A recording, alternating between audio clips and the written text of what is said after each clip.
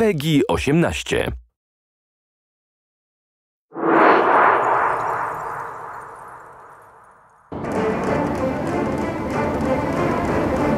Hello, my name is Hugo Gial, Mission Director on Assassin's Creed Freedom Cry. Originally released as a DLC add-on for Assassin's Creed Black Flag, Freedom Cry is now available as its own standalone title for digital download exclusively on PlayStation 3, PlayStation 4, and PC. I'm very proud to be showing off this game as well as introducing you to our new assassin, Adewale. Sold into slavery as a young boy, Adewale was forced to endure the hardships and injustice of slavery for years. When his plantation was raided by pirates, Adewale saw an opportunity to escape to freedom. Now, 15 years later, Adewale has become a trained assassin and captains his own brig, the Expecto Crede. We start the demo with Adewale and Port-au-Prince, a new location exclusive to Freedom Cry. Here, slavery is commonplace, and the inhumane conditions are such that half of all slaves die within a few years.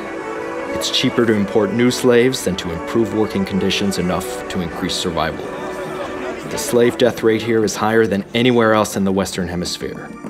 As an ex-slave, Adewale knows these horrors and decides to work with the locals to liberate as many slaves as possible. Now, let's liberate these slaves incarcerated in the cell. To open the cell, we'll have to take down this overseer to get the key. Like previous Assassin's Creed games, I have multiple ways to reach my target.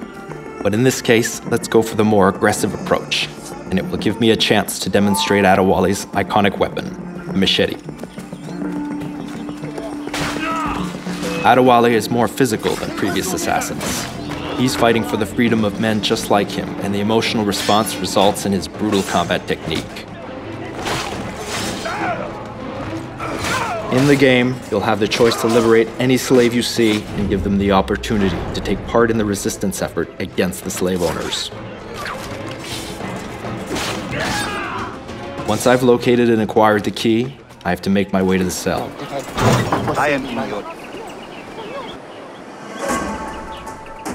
Aside from Port-au-Prince, Adewale travels to plantations where slaves were forced to work 12-hour days growing sugar, coffee, and tobacco.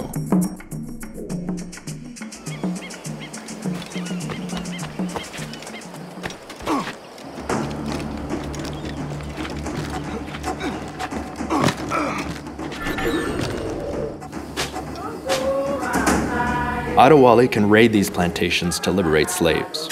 Similar to liberating the slaves from the cells from Port-au-Prince, the player has multiple ways to take down his victims. However, there are consequences to your actions.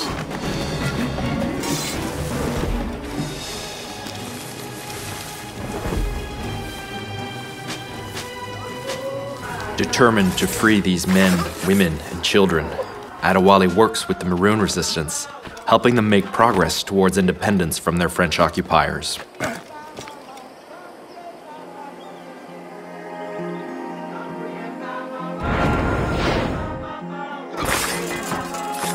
Here, torture of slaves was routine.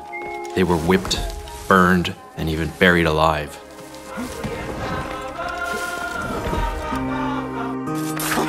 The goal in the plantations is to kill all the overseers to liberate the workers.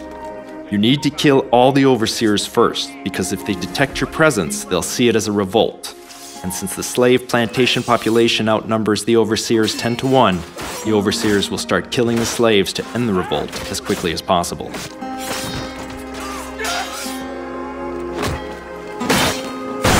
In situations such as these, when you need to take down as many guards as possible, it's best to use the blunderbuss, Adewale's powerful new weapon. It can easily kill tougher guards, such as this jailer. It can take down multiple enemies with one shot, plus it has a quicker reload.